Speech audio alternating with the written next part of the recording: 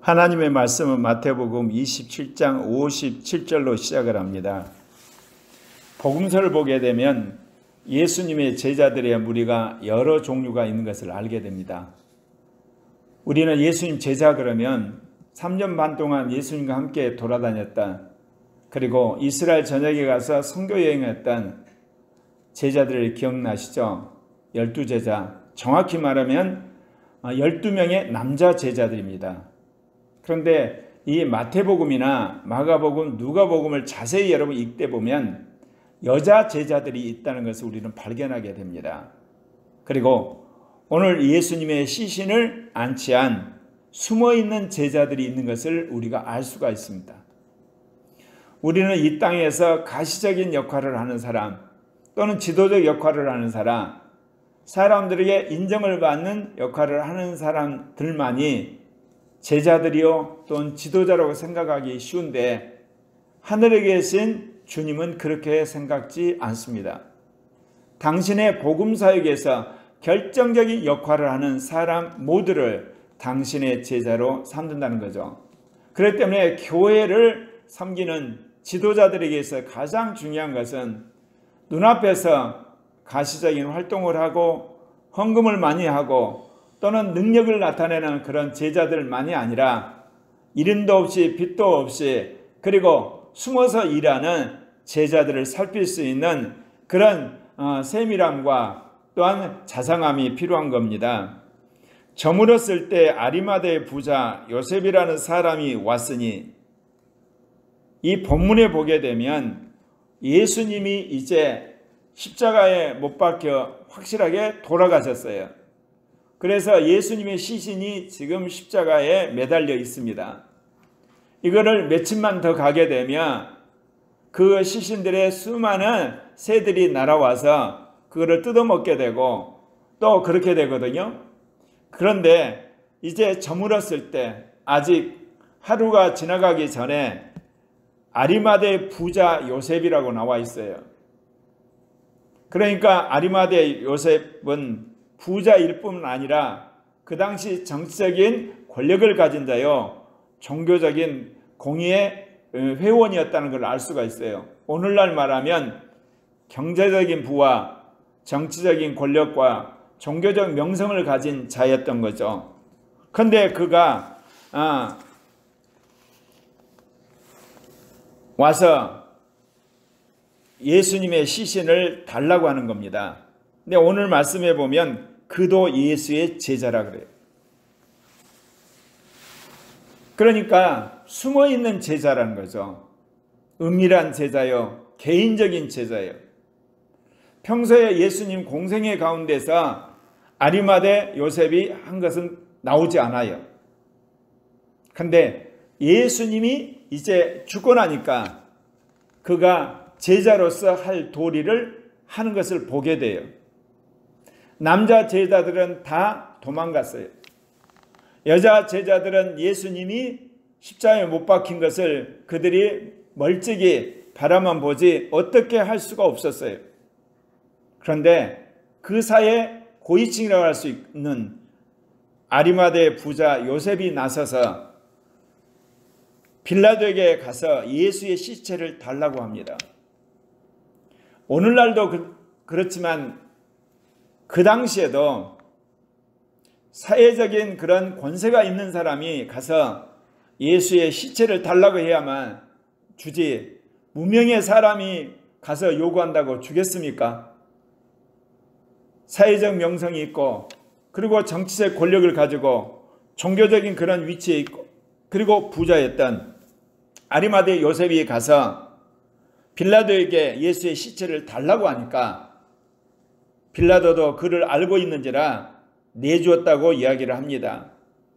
그러니까 요셉이 시체를 가져다가 깨끗한 세마포로 싸서 그러니까 예수님의 시신을 그가 깨끗하게 싸가지고 그리고 바위 속에 판 자기 새 무덤에 예수님의 시신을 안치했다는 거예요. 그리고 큰 돌로 그 무덤 문을 막아놓고 갔다. 예수님의 십자가의 죽음과 주일에 주님이 부활한 사이에 결정적인 역할을 한 사람이 아리마대 요셉이에요.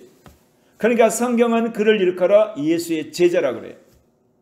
그러니까 우리는 제자 그러면 어느 일정한 기간 계속해서 봉사를 하고 수고를 하고 헌금을 하고 일하는 사람만 제자라고 하지만 오늘 예수님은 결정적인 한순간에 예수님의 부활에 있어서 필요한 일을 한 아리마대 요셉을 예수의 제자라고 이야기를 한다는 겁니다. 그런 의미에서 우리가 하나님의 나라의 일을 하는 데 있어서 전적으로 자기의 전부를 털어넣어서 일하는 제자도 필요하지만 결정적 순간에 꼭 필요한 그 일에 있어서 자신의 전부를 던져서 일하는 제자도 필요하다는 겁니다. 우리는 이 땅에서 어떤 공동체에 지속적인 일을 하는 제자만이 눈에 보이지만 하늘에 계신 주님은 당신의 복음을 전하는데 결정적 역할을 하는 보이지 않는 제자도 눈여겨보시고 훗날 상을 주리라 저는 믿습니다. 여러분, 바위 속에 자기가 새 무덤을 파서 거기에 시신을 훗날 넣으려고 했는데 그 자리에 예수님 시신을 넣었다는 거예요. 여러분, 어마어마한 돈이 들고 오랫동안 공사를 했던 거 아니겠습니까? 근데 과감히 자기 대신 예수님의 시신을 그곳에 안치했다는 거, 대단한 그의 결단이라는 겁니다. 그렇기 때문에 주님은 그 결단의 강도, 진심성, 그리고 그의 삶에 있어서 온전함을 보시고 예수의 제자라고 했던 것이죠. 그러니까 예수님 십자가에 못 박힐 때부터 계속해서 예수님이 시달리는 그 모든 과정, 그리고 마지막 숨을 거두고 지켜봤던, 힘없고 어떻게 할 바를 알지 못해서 안타까웠던 두 여인 막달라 마리아와 다른 마리아는 요셉이 십자가에 달린 예수님의 시신을 수습하고 그리고 깨끗한 세마포로 싸고 그리고 무덤에 안치하는 모든 과정을 지켜본 겁니다. 마지막 큰 돌로 그 입구를 막는 것까지 그들이 앉아서 보고 돌아갔댔습니다. 자, 이튿날은 준비일 다음 날이기 때문에 유대력에 말하면 안식일입니다. 그러니까 예수님이 금요일 날 이제 돌아가셨고 그 다음 날이 안식일이고 그 다음 날이 이제 주일입니다. 그러면 안식일은 경건하게 지켜야 되는 전통을 깨고 대제사장과 바리새인들이 모였습니다. 왜 모였겠습니까? 그것은 빌라도에게 가서 그들이 요구할 사항이 있었기 때문에 정치적 모임을 했던 것이죠. 왜냐하면 주여 저 속이던 자가 살아있을 때 말하되 내가 사흘 후에 다시 살아나리 한 것을 우리가 기억합니다. 예수 그리스도가 인류를 구속하고 이스라엘을 구원하러 오는 메시아로 생각한 것이 아니라 철저하게 종교적인 이단자, 정치적인 한마디로 혁명가로 그들은 생각한 거예요. 근데 그 예수가 무력하게 죽은 것은 참 좋은데 예수가 했던 말이 생각나는 거예요. 죽은 지 사흘 만에 다시 살아날 것을 그들이 기억한 거예요. 그러니까 명령하여 그 무덤을 사흘까지 굳게 지키게 하소서. 왜 그러냐? 부활하기 때문에 지키는 게 아니죠. 제자들이 그 무덤에 와서 그 돌을 한마디로 옮긴 다음에 예수님 시신을 도둑질해 가서 예수가 부활했다고 선전하게 됐을 때 자신들이 감당 못할 사회적 혁명이 일어나는 거예요. 그렇게 되면 종교 지도자인 자기들의 위치뿐만 아니라 정치적인 감독자인 이 총독에게도 엄청난 정치적 위험이 따르는 거예요. 여러분, 결정적 순간에는 사회 지도층들이 단합을 해서 민중들의 요구를 분쇄를 하잖아요. 러시아를 보면 여러분 보지 않습니까? 명분도 없는 우크라이나 전쟁을 시작해서 지금 계속해서 수십만이 죽는 전쟁을 하는데 어느 누구 하나 푸틴을 항거를 하고 또 거기에서 조직적으로 저항하지 못하잖아요. 왜냐하면 푸틴이 무자비하게 숙청을 해버리기 때문에. 오늘 이 대사장과 바리새인들이 빌라도 총독과 더불어서 이제 공모를 해서 마지막까지 예수님의 무덤을 지키도록 합니다. 그러므로 명령하여 그 무덤을 사흘까지 굳게 지키게 하소서. 그의 제자들이 와서 시체를 도둑질하여 가고 백성에게 말하되 그가 죽은 자 가운데서 살아났다 하면 후일에 속임이 전보다 클까하나이다. 예수님이 하신 그 모든 말씀들, 그가 행한 것, 그의 능력, 그 모든 것이 다 속인 거라고 생각을 한 겁니다. 예수님이 요단강에 세례받고 시작하신 것, 그리고 예루살렘에 올라와서 그들과 신학 논쟁했던 그 모든 것들을 가짜라고 생각을 한 거예요. 단지 그들의 관심은 예수님 때문에 어떤 사회적 밀란이 일어나서 유대교의 위치가 흔들리는 것과 그리고 빌라도 총독의 통치권에 위협이 되는 것, 그것에만 관심이 있는 거예요. 그렇기 때문에 그들은 예수님이 사흘 만에 부활한다고 생각했기 때문에 사흘 동안만 이 무덤을 지키면 된다고 생각을 한 겁니다. 그래서 빌라도 총독에게 군인들을 보내가지고 사흘만 그 무덤을 지키게 해달라고 이야기를 합니다. 왜냐하면 제자들이 그 안에 그 시신을 빼돌려서 사람들을 선동하게 되면 뒷감당을 할 수가 없기 때문에 그렇겠죠. 빌라도가 이르되 너희에게 경비병이 있으니 가서 힘대로 굳게 지키라 하거늘. 그 말을 듣고 보니 빌라도 총독도 합당하다고 생각한 거예요. 그래서 군대를 보냈어요. 그들이 경비병과 함께 가서 돌을 임봉하고 무덤을 굳게 지키니라. 인간으로 할 수 있는 모든 걸 다 한 겁니다. 그러나 예수님은 주일날 부활하셨습니다. 그들이 그렇게 임봉했던 그 돌이 이제 제껴지고 예수님은 신령한 몸으로 부활을 해버리셨습니다. 예수님을 십자가에 죽이는데 그들이 할 수 있는 한 그들의 능력을 발휘해서 예수님을 죽였습니다. 그런데 왜 예수님이 십자가에 죽으셨습니까? 아버지가 아들을 십자가에 못 박혀 죽이기로 작정을 했기 때문에 그들이 그렇게 하도록 허락을 하신 겁니다. 예수님이 제자들에게 한 이야기였어요. 아버지가 12군단 되는 천사를 보내서 이것을 막을 수가 없더냐. 아버지 뜻이니까 너희들이 그대로 순종하라고 말씀하셨잖아요. 그러나 부활만은 아버지의 뜻이었기 때문에 비록 예수님 시신을 동굴에 집어넣고 그리고 그 입구를 큰 돌로 막을지라도 주님은 부활을 하신 겁니다. 그러니까 하나님이 하시고자 하는 결정된 것은 그 어떤 인간의 힘으로도 막을 수가 없다는 걸 여러분 믿으시기를 바랍니다. 그러나 하나님이 허락하시게 되면 우리가 아무리 노력을 해도 우리의 모든 수고가 허사가 될 때가 있어요.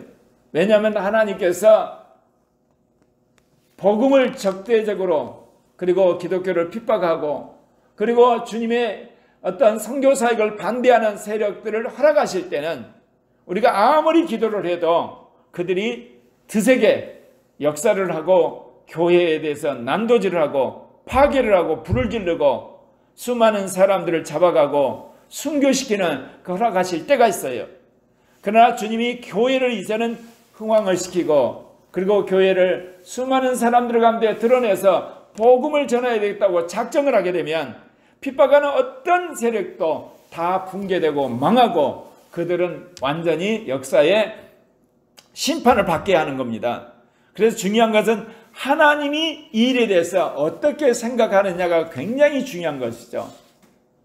그들이 예수를 잡아 죽인 것처럼 예수의 시신을 이제 무덤에 집어넣는데 그거를 임봉하면 그리고 경비병을 지키게 되면 그들은 예수님의 부활을 막을 수 있을 것처럼 생각했죠. 정확히 말하면 제자들이 시신을 도둑질한 걸 막을 수 있다고 생각을 했던 것이죠.